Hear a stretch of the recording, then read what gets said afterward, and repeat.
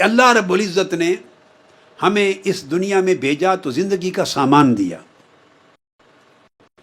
ہمیں نفس دیا، ہمیں قلب دل دیا، ہمیں روح دی، ہمیں عقل دی، سامان دیا جس کے ساتھ ہماری زندگی چلتی۔ کچھ چیزیں نفس کے ذریعے ہوتی ہیں، کچھ چیزیں قلب کے ذریعے، کچھ روح کے ذریعے، عقل کے ذریعے۔ جسم آیا تو جسم تو خاک میں چلا جائے گا، باقی چیزیں اللہ کے ہاں چلی جائیں گی۔ جب آپ قبر میں رکھیں گے میت کو تو جسم خاک سے آیا تھا اور خاک میں چلا جائے گا، مل کے گھل کے ختم ہو جائے گا۔ روح اللہ کی طرف سے آئی تھی، اللہ کی طرف جانی۔ آپ ایک روح پر ہی کنسنٹریٹ کر لیں نا تاکہ آپ کو سمجھنا آسان ہو جائے۔ جسم اور روح دو چیزیں ہیں۔ جسم آپ آنکھوں سے دیکھتے ہیں، آپ مٹی میں رکھاتے ہیں، مٹی میں مٹی ہو جاتا ہے، ایک عرصے کے بعد ختم ہو جاتا ہے، خاک بن جاتا ہے۔ روح نہیں خاک ہوتی، روح اللہ کے ہاں چلی جاتی۔ تقویٰ کا معنی یہ ہے کہ اللہ رب العزت چاہتا ہے میرے بندے، جب میں نے تجھے دنیا میں بھیجا تو نفخت فیہ من روحی، میں نے اپنی طرف سے روح دی تھی، تمہارے اندر روح پھونکی تھی، میں نے تمہیں روح دی۔ تقویٰ یہ ہے کہ جو جس حال میں نے تمہیں روح دی اسے حال میں مجھے واپس لوٹا۔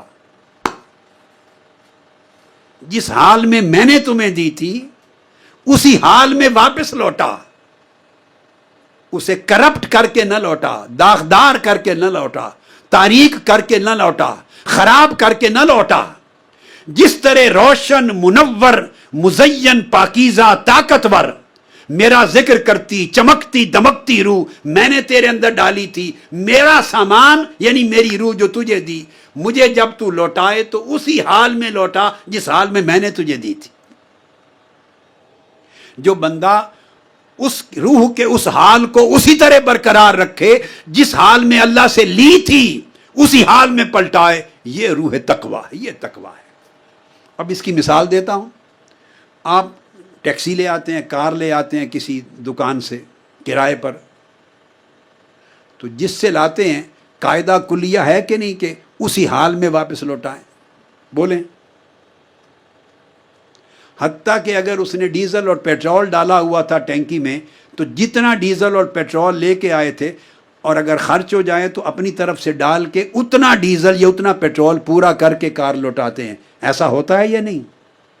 ورنہ مالک کہتا ہے اگر کار کو آپ توڑ دیں، نقصان کر دیں، کہیں ڈینٹ لگا دیں تو آپ کو پے کرنا پڑ جاتا ہے۔ وہ پے کرنے کو عذاب کہتے ہیں، وہ سزا ہے۔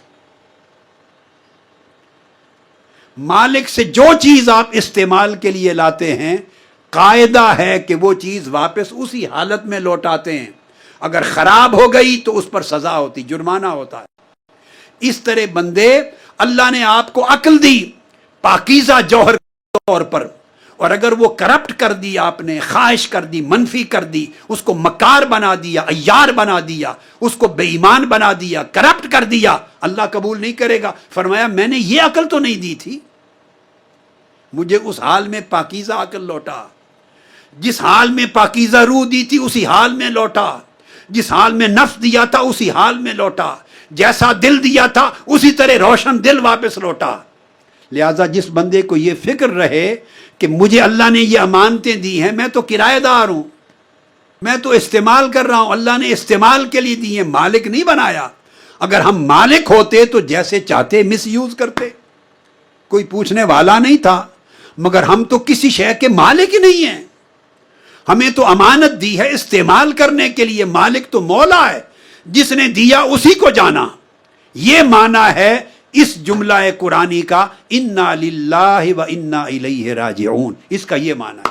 ہم اس جملے کو استعمال کرتے ہیں صرف موت پر، صرف موت پر، کہ ہم اللہ کی طرف سے آئے، اللہ کے لیے تھے اور اللہ ہی کی طرف پلٹ کے جانا ہے۔ ہم نے استعمال موت کے ساتھ کر دیا ہے۔ نہیں، اگر موت سے نکال کر اس کو زندگی پر استعمال کر دیں تو تقویٰ نصیب ہو جائے۔ ہم اللہ کی طرف سے آئے اور اللہ ہی کی طرف پلٹ کے جانا ہے۔